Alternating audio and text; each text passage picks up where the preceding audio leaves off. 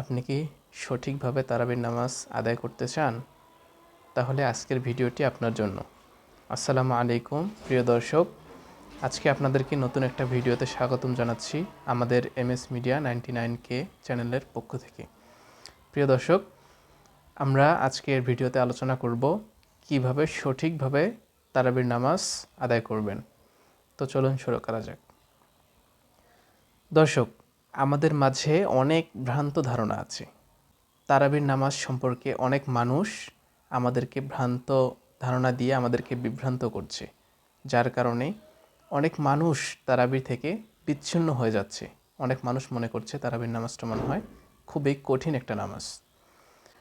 যেমন একটা কুসংস্কার হচ্ছে যে নামাজের তারাবির নামাজ যে আছে এর 4 রাকাত নামাজ পরপর একটা দোয়া পড়তে হয়, সুবহানাজিল মুলকি ওয়াল মালাকুতি সুবহানাজিল ইজ্জাতি ওয়াল আজমাতি ওয়াল হাইবাতি ওয়াল কুদরতি ওয়াল কিবরিয়া ওয়াল জাবারুত। এই দোয়ার যা আছে, এই দোয়াটা আসলে কি সঠিক? আমার এই ক্ষুদ্র জ্ঞান দ্বারা গবেষণা করে দেখেছি। আমি তো ছোট মানুষ, ইলম কালাম খুবই কম, তারপরেও আমার জ্ঞান থেকে যতটুকু আমি বুঝতে পেরেছি কোরআন হাদিস ঘেঁটে, যে এই দোয়াটা কোনো সহি হাদিস দ্বারা প্রমাণিত নয়। যদিও আমার জ্ঞান অনেক কম, যদিও আমি ছোট মানুষ, কিন্তু তারপরেও আমার মনে হয় আমি যতটুকু পড়াশোনা করে জেনেছি যে এই দোয়াটা সঠিকভাবে মানে সহি হাদিস দ্বারা প্রমাণিত নয়। 4 রাকাত নামাজ পরপর যে সময়টা থাকে এটা হচ্ছে বিশ্রামের সময়। অনেক মানুষ ক্লান্ত হয়ে পড়ে, একটানা অনেকগুলো নামাজ পড়তে হয়, যার কারণে ক্লান্ত হয়ে পড়ে। এই জন্য আমরা সৌদি আরবের যে মসজিদগুলো আছে ওগুলোতে আমরা দেখতে পাই যে 4 রাকাত পরপর যে বিরতিটা দেওয়া হয় এটা হচ্ছে একটা বিশ্রামের সময় বা রেস্টের সময়। এই সময়টাতে কেউ হয়তো চা পান করে, কেউ হয়তো একটু হাঁটাহাঁটি করে তাদের শরীরের একটু এনার্জি বাড়ায়, যার কারণে এই সময়টা দেওয়া হয়। তো আমাদের সমাজে অনেক ভ্রান্ত ধারণা আছে যে এই 4 রাকাত পরপর এই দোয়াটা পড়তেই হবে, না পড়লে আপনার তারাবির নামাজ হবে না। এইরকম কোনো কথা কোরআন হাদিসে কোনো জায়গায় স্পষ্টভাবে বলা নেই। তো দর্শক, আপনারা নিশ্চিন্তায় একদম সুশৃঙ্খলভাবে আপনারা নামাজ পড়বেন। এই দোয়াটা যদি কেউ নাও জানেন তারপরেও আপনাদের কোনো সমস্যা নেই। একান্ত যদি আপনি 4 রাকাত নামাজ পরপর যদি রেস্ট না করতে চান, একান্ত যদি দোয়া পড়তেই চান, তাহলে এই দোয়াটা মুখস্থ করে নিতে পারেন। এই দোয়াটা যে একদম বাধ্যতামূলক পড়তে হবে কোরআন হাদিস দ্বারা কোনো জায়গায় প্রমাণিত নয়। আপনি চাইলে অন্য কোনো দোয়াও পড়তে পারেন। যেমন আপনি আমাদের মোনাজাতের যে দোয়াগুলো আছে, রব্বানা হাবলানা মিন আসওয়াজিনা ওয়া যুররিয়াতিনা কুররাতা আয়ুনি ওয়াজআলনা লিল মুত্তাকিনা ইমামা। এই দোয়াটায় আপনি আপনার নেককার স্ত্রী সন্তানের জন্য আপনার চক্ষু শীতলকারী হিসেবে আল্লাহর কাছে চাইলেন। এছাড়াও অনেকগুলো দোয়া আছে আমরা কোরআন হাদিস দ্বারা খুঁজে পাই।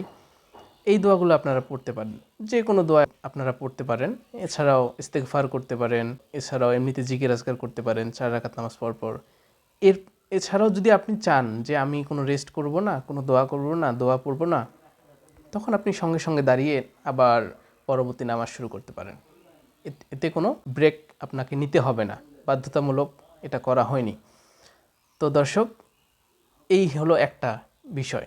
আর একটা বিষয় হচ্ছে তারাবির নামাজকে সঠিকভাবে আদায় করার জন্য আপনাকে কিছু সূরা আপনাকে মুখস্থ করে নিতে হবে। 20 রাকাত নামাজের জন্য অন্তত সর্বনিম্ন হলেও 10টা সূরা আপনাকে মুখস্থ করে নিতে হবে।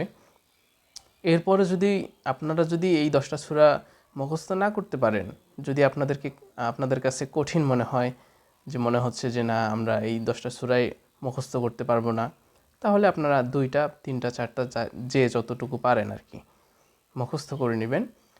নেওয়ার পরে আপনারা তারাবির নামাজগুলো আদায় করবেন। এছাড়াও আর বাড়তি কোনো সূরা আপনাদেরকে বাধ্যতামূলকভাবে মুখস্থ করতে হবে না।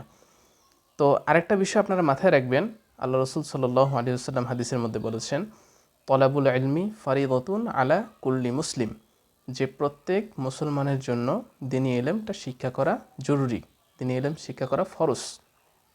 যেহেতু এইটা ফরজ কাজ, এই ফরজ কাজকে কেন্দ্র করে আপনি 10টা হোক 20টা হোক সূরা এমনিতেই মুখস্থ করতে পারেন। তবে তারাবির নামাজ পড়ার জন্য যে মুখস্থ করতে হবে তেমন কোনো কথা কোরআন হাদিসে নেই। এছাড়াও মা বোনদের জন্য একটা কথা বলতে চাই। অনেক মা বোনরা আছেন যারা একাই তারাবির নামাজ পড়তে পারেন না, যারা একজন একজনের বাসায় গিয়ে সবাই মিলে তারাবির নামাজ আদায় করেন। হয়তো অনেক মা বোনরা একত্রিত হয়ে এক জায়গায় তারাবির নামাজ আদায় করেন। হ্যাঁ, করতে পারবেন, সমস্যা নেই। তবে একটা বিষয় মাথায় রাখতে হবে যে আপনাদের ওখানে কোনো নারী ইমামতি করতে পারবে না, নারীকে ইমামতি করতে দেওয়া যাবে না। এখানে অবশ্যই একজন ছেলে মানুষকে ইমাম হিসেবে নিয়োগ দিতে হবে। যদিও পর্দা মেনটেন করে ইমাম একজনকে নিয়োগ দিতে হবে।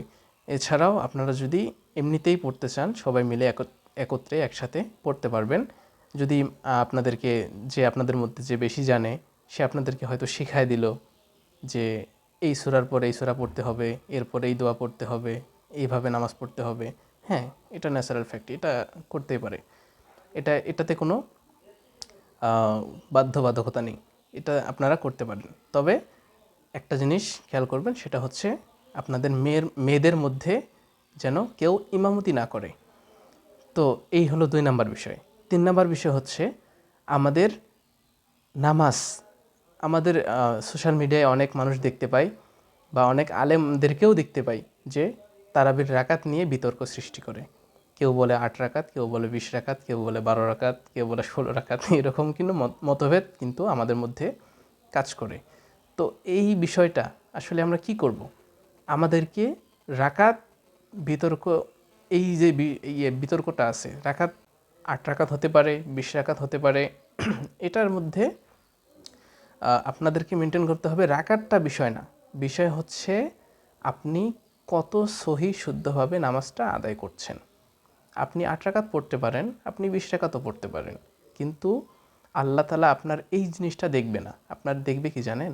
আপনার মনের তাকওয়া দেখবে এবং আপনার নামাজটা কেমন হয়েছে, কতটুকু সহি হয়েছে, কতটুকু শুদ্ধ হয়েছে, আপনার সূরা কেরাত কতটুকু সহি হয়েছে, এই বিষয়টা কিন্তু আল্লাহ তাআলা দেখবেন। এই জন্য রাকাত বিতর্ক এড়িয়ে চলুন। আপনারা কোনো রাকাতে তর্কে যাবেন না। আপনারা যদি 8 রাকাত পড়তে মন চায় পড়বেন, 12 রাকাত, 16 রাকাত, 20 রাকাত পড়তে মন চায় পড়বেন। এটা সুন্নতে মুআক্কাদা নামাজ। এটা যদি একবারে ছেড়ে দেন তাহলে কিন্তু গুনাহগার হবেন।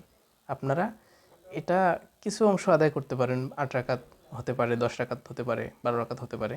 এটার কোন বিষয়, এই বিষয়ে কোনো হাদিসের মধ্যে নির্দিষ্ট করে একদম আপনাকে পড়তেই হবে এমন কোনো বিষয় নাই।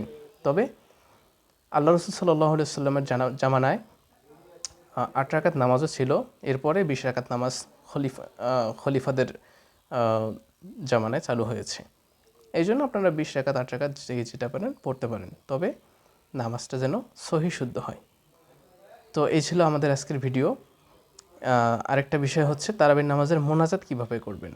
মোনাজাত আপনারা করবেন হচ্ছে আল্লাহুম্মা ইন্না নাসআলুকাল জান্নাতা ওয়া নাউযু বিকা মিনান নার ইয়া খালিকাল জান্নাতি ওয়ান নার বিরহমাতিকা ইয়া আজিজু ইয়া গফফারু ইয়া কারিমু ইয়া সত্তারু ইয়া রহিমু ইয়া জব্বারু ইয়া খালিকু ইয়া বার আল্লাহুম্মা আজিরনা মিনান নার ইয়া মুজিরু ইয়া মুজিরু ইয়া মুজির বিরহমাতিকা ইয়া আরহামার রাহিমিন।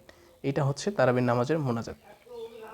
এছাড়াও আপনারা যদি এটা না পারেন তাহলে অন্যান্য মোনাজাত দিয়েও আপনারা এটা শেষ করতে পারেন। তবে এটা আমি মনে করি এটা মুখস্থ করাটা উত্তম। তো এই ছিল আজকের আমাদের ভিডিও।